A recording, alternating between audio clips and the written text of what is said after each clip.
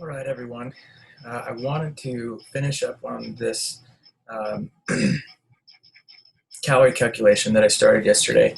I put a note on it on the team wall about, if you have questions about it to call or to message me. But I figured I'd just finish it up and make it a little bit easier for you guys so that you can have a chance to just look through this and kind of let it settle a little bit. And then if you need further follow-up questions, or if you have further follow-up questions, you can follow up with me and we can go through that. The main thing to remember about calorie calculation is that it's a science. So it can be adjusted. The best way to do it, unfortunately, the easiest way to do it, unless you're following a plan like the 5-in-1 with the meal replacements, where everything is formulated to take into consideration getting all your vitamins and minerals and such. It's not safe to be on a plan that's less than 1,200 calories for females or 1,800 calories for males. 1,500 for males is the absolute lowest I would recommend. That way it ensures that you're going to get the proper amount of vitamins and minerals and calories that your body needs. So like we went over yesterday, if you want to look at your screen, like we went over a little bit in the webinar yesterday, your total calorie or total energy expenditure is a compilation of 3 different factors: your basal metabolic rate, your physical activity level, and the thermal effect of food. There are separate calculations that you can perform to get these 3 factors: your BMR, your PAL, or your physical activity level. That's essentially just a coefficient, just a number that you multiply by your BMR, and then essentially you would take the sum of those 2 calculations and multiply that by 10%. And add that to your overall to give you your total effective food, your total energy expenditure. So what I'm going to do, though, is rather than go through the equation, which takes I guess it doesn't take that long, but just give you a simpler way to do it. I'm going to show you a website that I came to use a lot when I was training with individuals because I found it to be the most effective, and it follows this same format, which is called the Harris-Benedict equation, which the American College of Sports Medicine endorses as one of the few, I guess there's quite a few methods of calculating your calories. So let me pull that up on the internet here, and then I'll switch it over so you guys can see what we're doing, where I'm going.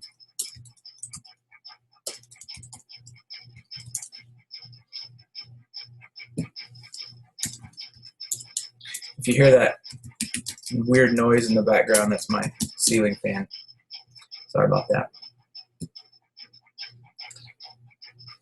Okay, let me switch out the share screen here.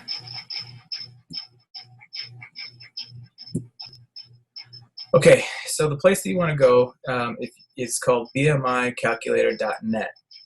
Okay, what you'll notice here is it says there's an advertisement right in the middle. So, as always, the blue box in the middle here shows what's called the Harris-Benedict formula. Okay, to determine your total daily calorie needs, we need to multiply your BMR by the appropriate activity factor, which is identified as follows below.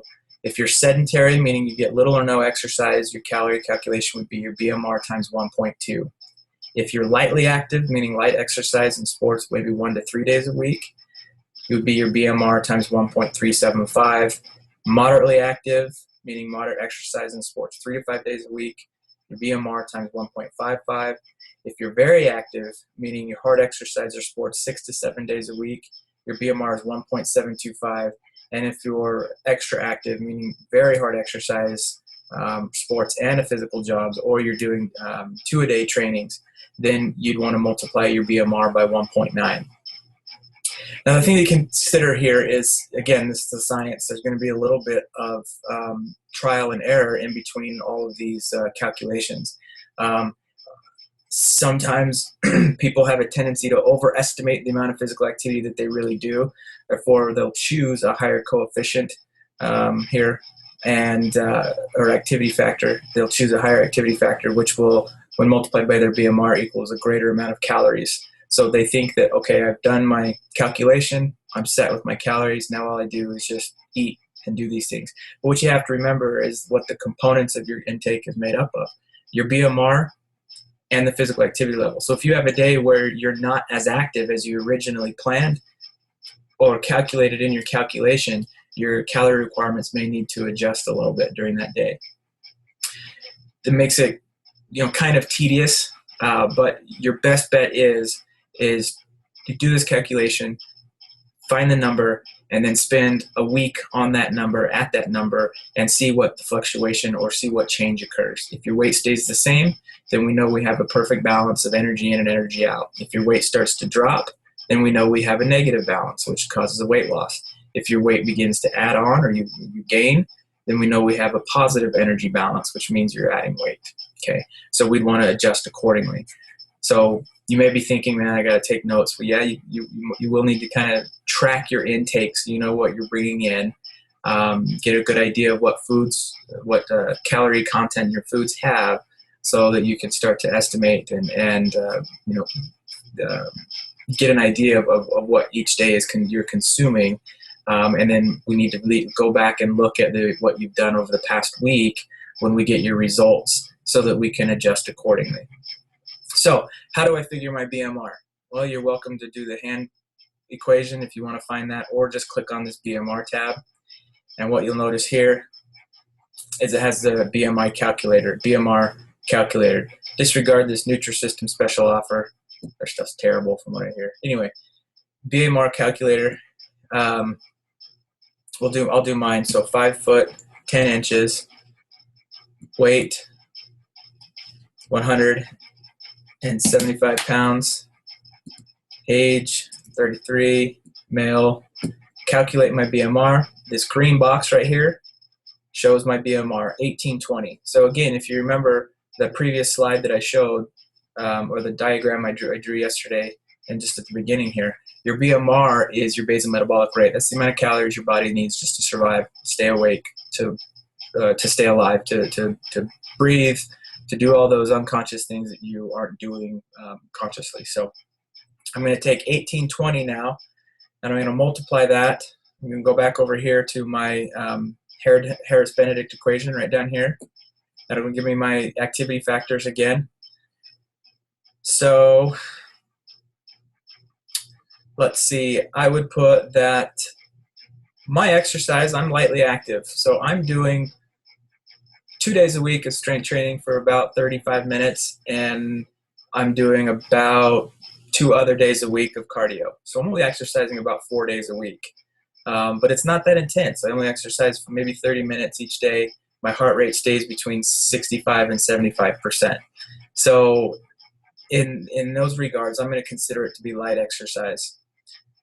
So I'll do a calculator manually here, but this is essentially what you will do is take your BMR. For my case, it's 1825 times 1.375, and that's going to put me at 2509, or essentially 2500 calories. So just the BMR and the physical activity level based on my input and my information puts me at 2500 calories. Now remember, another 10% of that is your thermal effective food. So I multiply 2509 by 10%. Obviously that's another 250 calories. So 2500 times 250 puts me at, wow, that's a lot. Don't multiply it, add it. So that puts me at 2750. So theoretically, the numbers are pointing to me consuming 2,750 calories per day. That's just to maintain my weight. Now, there's a theory within within weight loss. It's called the 500 calorie deficit theory. The theory is that if I subtract 500 calories from that total daily intake, that need right there of 2,750, if I subtract 500 calories, that will equate to 1 pound of weight loss in a 7-day period. It takes 3,500 calories to burn to lose 1 pound of fat. If I subtract 500 a day from what my body needs, or what my body's total energy expenditure is, that will equal in a 7-day period 3,500 calories. So we can do that in 2 ways. One, I can subtract just 500 calories from what I'm eating, or I can subtract 250 calories from what I'm eating and add a little bit of NEAT or EAT, non-exercise activity thermogenesis, or exercise activity thermogenesis. So in the amount that it will cover, about 250. So that way I have 250 increase, 250 calorie deficit coming from increased activity, and a 250 calorie deficit coming from mindful eating and things of that nature.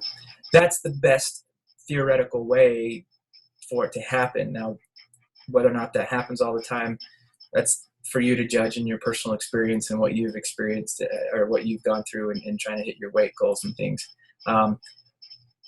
While you're trying to lose weight, if that is indeed in your goal, I would encourage you to not drastically cut your calories, but reduce them to small amounts at a time, 250 at a time, and then increase your non-exercise activity thermogenesis. If you're not currently exercising regularly and consistently, meaning at least 30 minutes a day for the last 2 to 3 months, ideally for the last 6 months, if you're not consistently exercising, I would encourage you to not even begin a formal exercise program until you've dropped a couple of pounds, until you've got into the habit of this calorie counting and getting your body in the right balance of calories in versus calories out, and increasing your non-exercise activity thermogenesis. So increasing your movement while decreasing your calories, that will get you started on the right path. Once you get that going and that becomes a habit and your body is functioning properly and in a manner that will support your weight loss goals, then we'll add some extra exercise in the form of a formal training program, which will then add a little bit more caloric burn, and we'll start to build that lean muscle mass that I spoke of yesterday in the webinar. So again, that's how you calculate your calories for now. And remember, as I was alluding to earlier, this is a science. So let's say 2750 is where I want to be. I want to lose some weight, so I'm going to subtract 500 calories. So that means I'm going to shoot for 2200 calories a day. I do 2200 calories solid for a week, and I have no change. What do I do then? Well, I need to go back and kind of look at, was I exercising or was I not exercising? Or excuse me, was I increasing my NEAT or was I not increasing my NEAT? Was I more active or was I less active? How sedentary was I? If I spent more of my day sitting, or I was, if I could have been walking or moving more than I was, then that would be the first thing that I would suggest that we alter. Instead of drastically cutting or even cutting your calories again, start moving around more. If I looked back in my week and I did increase my non-exercise activity, I was walking more. I went for walks every day. I was up and down the stairs. I was on my feet quite a bit. I had more active days. Then I need to look at the calorie content. Was I calculating my calories accurately? Was I weighing and measuring and getting proper proportions so that I knew the exact amount of calories I was taking in? Was I tracking it? Did I track everything that I put into my mouth? If I can honestly say that I did all those things, then the next option would be to decrease the calories a little bit more, and I would only decrease them by 100 to 200 calories per day.